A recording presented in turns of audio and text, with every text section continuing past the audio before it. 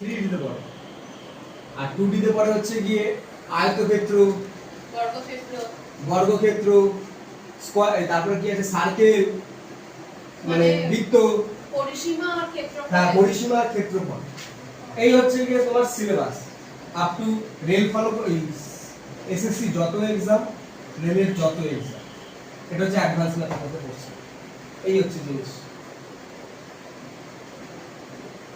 এখন রেলে group D তে থাকে হচ্ছে যে 20 নম্বর, এনটিপিসি থেকে শুরু করে বাদ বাকি যা আছে নন টেকনিক্যালে 30 নম্বর, প্রিলিমসে এসব 25।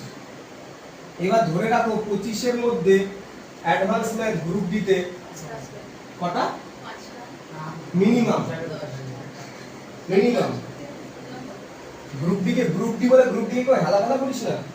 গ্রুপ ডি কোশ্চেন কিন্তু লেভেলের কোশ্চেন থাকে কিন্তু গ্রুপ ডি। আর সিজিএল এ তো সরি এনটিপিসি তো ধর